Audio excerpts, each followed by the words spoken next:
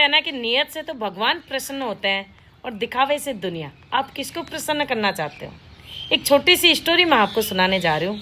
उस स्टोरी को ध्यान से सुनना और यदि स्टोरी पसंद आए तो शेयर जरूर करके जाना।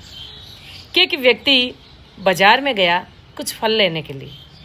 वहाँ पर देखा सभी ठेलों पर व्यक्ति बैठे थे, कोई लेडीज थी, कोई जेंट्स था, पर वहाँ पर एक ठेला खाली था पर फल से पूरा भरा हुआ था।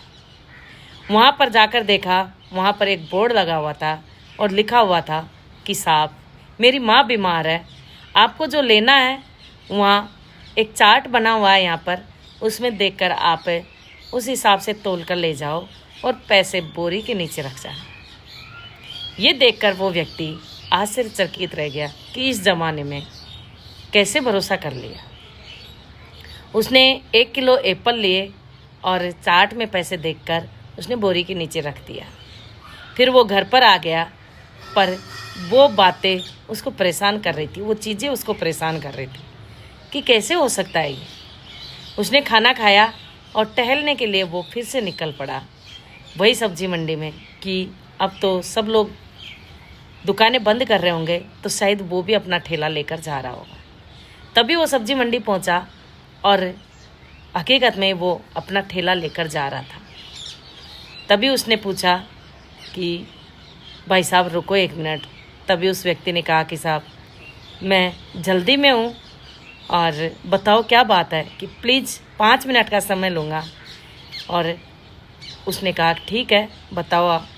और उन्होंने बगल में ही एक चाय का ढाबा, वहाँ पर बैठकर दोनों ने चाय पी और पूछा उस व्यक्ति ने कि आप ये ऐसा कैसे कर लेते हो, कैसे विश्वास कर लेते हो।